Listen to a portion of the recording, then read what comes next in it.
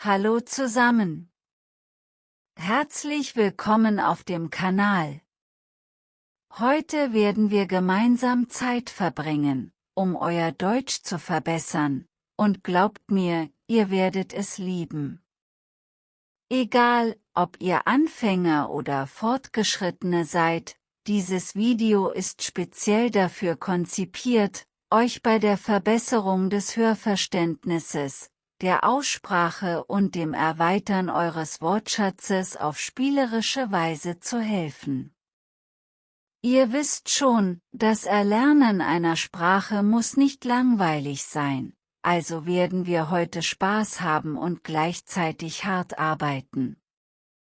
In diesem Video werde ich euch eine spannende Geschichte voller Spannung und Emotionen erzählen, mit einem Charakter, den ihr so schnell nicht vergessen werdet, Hans-Jürgen.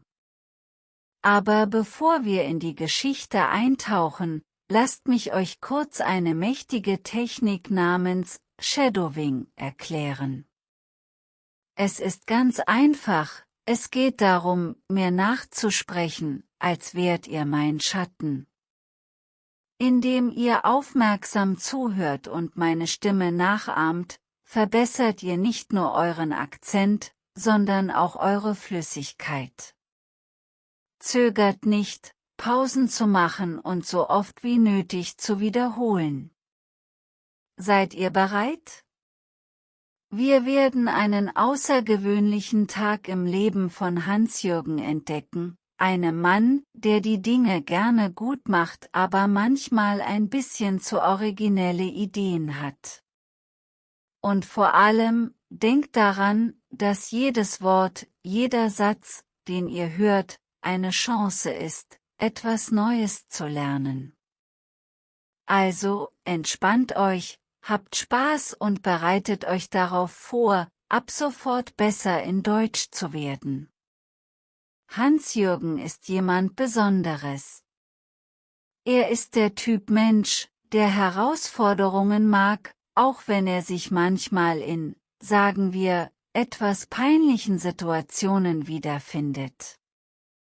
An diesem Morgen stand Hans-Jürgen mit einer fixen Idee im Kopf auf, ein perfektes Frühstück für seine neue Nachbarin, Sophie, zuzubereiten. Sophie war letzte Woche eingezogen, und Hans-Jürgen, schüchtern wie er ist, hatte noch nicht den Mut gefunden, mit ihr zu sprechen. Aber heute war der Tag. Er beginnt damit, alle Zutaten aus seinem Kühlschrank zu holen, frisches Brot, Butter, Marmelade und sogar etwas übrig gebliebenen Käse, denn, seiner Meinung nach, Käse macht immer Freude. Dann beschließt er, eine persönliche Note hinzuzufügen: selbstgemachte Pfannkuchen.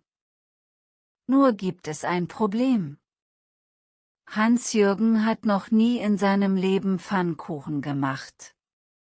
Das ist nicht schwer, sagt er laut, um sich selbst zu überzeugen. Er öffnet sein altes Kochbuch, aber schnell merkt er, dass einige Schritte unklar sind. Wie lange soll man den Teig rühren? Und woran erkennt man, dass die Pfanne heiß genug ist? Nach mehreren gescheiterten Versuchen und einer Küche, die nun eher wie eine Szene chaotischer Kunst aussieht, mit Mehl überall, sogar auf seinem Hund, gelingt es Hans-Jürgen endlich, einen fast runden Pfannkuchen zu backen. Es ist ein Anfang, murmelt er, während er schüchtern lächelt. Doch gerade als er denkt, alles unter Kontrolle zu haben, hört er ein komisches Geräusch vom Balkon. Oh nein! Sophies Katze ist auf dem Geländer des 2. Stocks festgesteckt. Hans-Jürgen gerät in Panik. Was tun?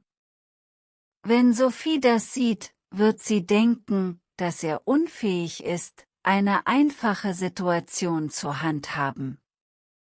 Ohne nachzudenken, schnappt er sich eine Leiter, klettert so schnell er kann hoch und rettet die Katze. Aber beim Heruntersteigen stolpert er und landet direkt in einer Wasserpfütze. Durchnässt, mit Mehl bedeckt und die Katze in den Armen, steht Hans-Jürgen plötzlich Sophie gegenüber, die genau in diesem Moment eintrifft. Sie bricht in lautes Lachen aus, aber nicht böse gemeint. Im Gegenteil, sie scheint von Hans-Jürgens Bemühungen gerührt zu sein. »Danke für meine Katze«, sagt sie lächelnd.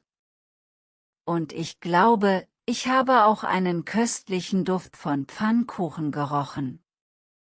Möchtest du ein improvisiertes Frühstück?« Hans-Jürgen errötet, nickt und lädt Sophie zu sich nach Hause ein.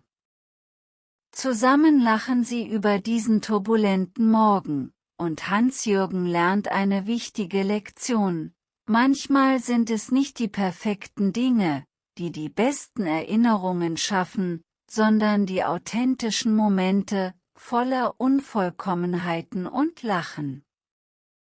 Jetzt, da ihr dieser lustigen Geschichte gefolgt seid, konzentrieren wir uns auf einige Schlüsselausdrücke, die Hans-Jürgen verwendet hat. Diese Sätze sind nicht nur im täglichen Leben nützlich, sondern helfen euch auch, besser Deutsch zu verstehen und zu sprechen. Also, holt eure Notizbücher heraus oder wiederholt nach mir, los geht's. Erster: Das ist nicht schwer. Das bedeutet, das ist nicht schwierig. Man benutzt es, um zu sagen, dass eine Aufgabe einfach zu bewältigen ist.